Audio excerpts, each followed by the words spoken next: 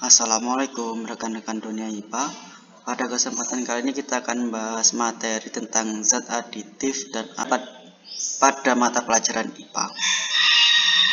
Oke, untuk kebanyakan anak di sekolah itu masih bingung ya membedakan antara zat aditif dan adiktif itu mana. Malah terkadang sering tertukar. Maka dari itu kita akan kupas tuntas hari ini tentang zat aditif dan adiktif. Kita bahas dulu yang pertama tentang pengertian dari zat aditif itu sendiri. Simpelnya dari zat aditif itu adalah zat yang sengaja ditambahkan dalam produk pangan untuk menambah rasa, tampilan, warna, atau daya simpan produk. Jadi zat aditif itu zat yang sengaja ditambahkan di dalam bahan pangan. Zat aditif dibedakan menjadi 4 ya, ada zat pemanis, pengawet, zat pewarna, dan penyedap. Kita bahas satu-satu. Kita mulai dari zat pemanis. Zat pemanis ini digunakan untuk menambah rasa manis ya pada makanan atau minuman. Zat pemanis dibedakan menjadi 2, alami dan sintetis. Yang alami itu ada gula pasir, gula merah, gula aren, seperti di contoh gambar ini, gula pasir dan gula jawa, gula merah, itu termasuk ke dalam zat pemanis alami. Sedangkan yang sintetis itu ada aspartam, siklagmat, sakarin, sorbitol. Untuk zat pemanis sintetis ini tidak mempunyai nilai gizi dan kalori ya, sehingga cocok digunakan untuk penderita diabetes mellitus atau yang sedang melakukan diet. Namun pemakaiannya juga harus terbatas. Ini adalah zat pemanis alami dan buatan. Kita bahas yang zat pengawet. Ini ada gambar roti yang masih fresh dan sudah membusuk ya, sudah ada jamur-jamurnya. Fungsi dari zat pengawet adalah zat ini berfungsi untuk menghambat tumbuhnya mikroba sehingga tidak tumbuh jamur, tidak tumbuh bakteri pada makanan tersebut. Untuk zat pengawet alami itu ada garam dapur yang banyak digunakan untuk asin. Nah, itu adalah salah satu contoh cara pengawetan alami ya, dengan menggunakan garam. Sedangkan yang sintetis itu ada natrium benzoat, asam benzoat, asam asetat atau cuka, dan asam propionat. Nah, ini kebanyakan bahan pengawet non pangan yang digunakan untuk pangan itu ada formalin dan boraks.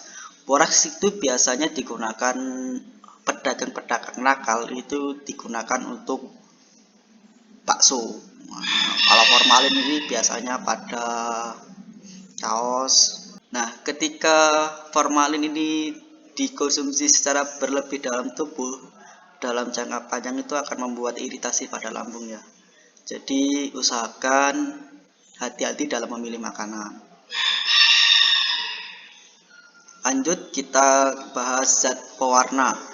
Zat pewarna ini seperti di gambar ya, menari-nari, ada warna hijau, ada warna kuning, ada warna orange. Kita bahas satu-satu. Zat pewarna itu ada zat pewarna alami dan buatan. Kita bahas yang setiap warna. Yang warna kuning itu pewarna alaminya kurkumin, ini berasal dari kunyit ya. Untuk pewarna buatannya tartrazin. Yang merah ini kaptasin, itu dari cabai merah. Itu pewarna buatannya karmoisin, eritrosin, ada juga beet. Terus ini di gambar juga ada stroberi, buah naga, itu adalah salah satu contoh dari sumber pewarna alami warna merah. Sedangkan warna hijau itu pewarna alaminya klorofil. Di tumbuhannya itu biasanya pakai daun pandan, daun suji. Ini keliru ya. Ini harusnya pewarna buatannya sunset green CFC, yang ini salah ya. Harusnya sunset green CFC, sedangkan orange itu adalah pewarna alaminya beta karoten, itu dari wortel. Kalau zat pewarna buatannya sunset yellow CFC, kalau hijau green CFC. Oke, itu adalah zat pewarna dari makanan. Ini juga sama berbahaya jika dikonsumsi secara berlebih di dalam tubuh. Rodamin B itu adalah zat pewarna non pangan, itu berwarna merah, biasanya digunakan untuk tekstil, untuk selain makanan lah pokoknya yang rodamin B. Sedangkan metanilizilo ini digunakan untuk warna orange ya. Ini adalah zat pewarna non pangan, jadi hati-hati ketika kalian memilih makanan yang warnanya mencorok, yang menggiurkan, itu terkadang malah yang dipakai zat pewarna non pangan, soalnya harganya lebih murah di pasaran daripada zat pewarna makanan. Oke. Yang terakhir ada zat penyedap. Ini digunakan untuk mempertegas cita rasa pada makanan. Contohnya ini adalah kebanyakan MSG, atau biasanya itu penyedap sapi, penyedap ayam di dalam makanan. MSG itu singkatan dari monosodium glutamat. MSG ini terdiri dari dua komposisi ya. Yang pertama asam glutamat dan yang kedua gamma asam aminobutrat. Nah, Chinese restaurant syndrome jika dikonsumsi secara berlebihan. Nah, itu adalah materi singkat dari zat adiktif. Kita lanjut ke latihan soal yang ada di buku paket kelas 8. Ini ada tabel hasil identifikasi zat adiktif dalam makanan dan minuman. Kita kupas tuntas ya. Yang pertama, penguat rasa. Nama zat aditifnya yaitu MSG tadi ya, baru saja dibahas MSG. Dampak negatifnya itu menyebabkan Chinese restaurant syndrome, yaitu menyebabkan sindrom pada makanan Cina. Caranya gimana? Menambahkan garam, gula, dan air kaldu atau air kaldu ya. Jadi tidak menggunakan MSG, itu lebih aman jika dikonsumsi. Yang kedua itu pemanis. Nah, tadi ada sakarin, siklamat, sorbitol yang sintetis. Dampak negatifnya merangsang tumbuhnya tumor dalam kemih. Nah, ini dampak negatifnya dari pemanis sintetis, itu merangsang tumbuhnya tumor dalam kemih. Pencegahannya dapat menggantinya dengan air tebu atau gula pasir tadi. Ketika menggunakan zat pemanis alami itu lebih baik daripada pemanis sintetis. Yang ketiga itu pengawet.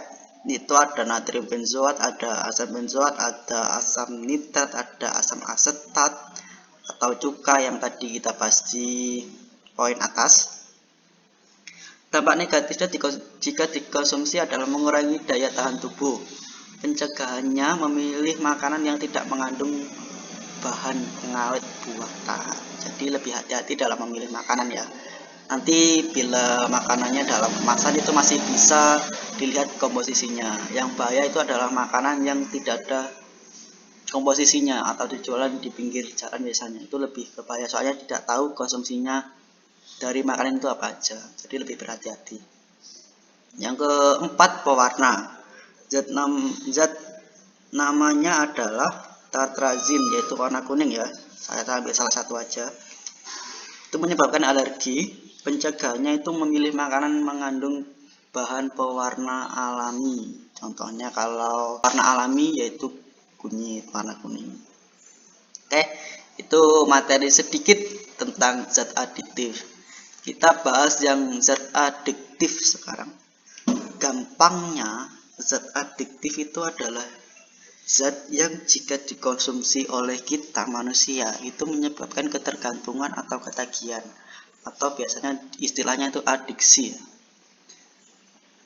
Itu adalah zat adiktif. Yang tadi adiktif itu zat yang sengaja ditambahkan dalam makanan. Kalau zat adiktif ini jika dikonsumsi itu menyebabkan ketergantungan atau ketagihan. Berdasarkan efek yang ditimbulkan, zat adiktif itu dibedakan menjadi 3. Yang pertama depresan, stimulan, dan halusinogen. Kita bahas satu-satu dimulai dari depresan. Depresan itu zat yang digunakan untuk mengobati rasa tertekan atau depresi dan menurunkan kesadaran. Zat yang tergolong depresan ini menyebabkan bicaranya kacau.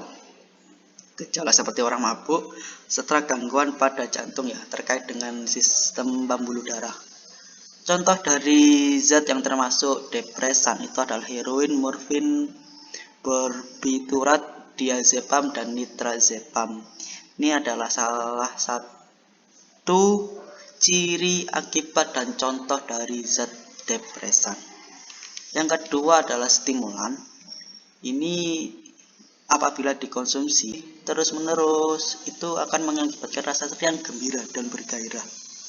Istilahnya itu jika mengkonsumsi zat yang termasuk stimulan itu tubuh itu terasa fit. Contoh dari zat stimulan itu adalah amfetamin, kokain, ekstasi, dan sabu-sabu. Yang terakhir kita bahas halusinogen. Halusinogen itu merangsang sistem saraf pusat sama dengan stimulan. Namun akibatnya jika dikonsumsi pada manusia itu menyebabkan berhalusinasi, merusak ginjal, mengganggu konsentrasi. Contoh dari halusinogen itu adalah ganja, LSA, dan LSD. Oke, mungkin itu saja video saya terkait dengan zat aditif dan adiktif. Semoga bermanfaat bagi kalian. Bila video ini bermanfaat bagi kalian, silahkan like, share, dan subscribe channel Dunia IPA agar tidak ketinggalan materi IPA lainnya. Oke, terima kasih. Wassalamualaikum warahmatullahi wabarakatuh.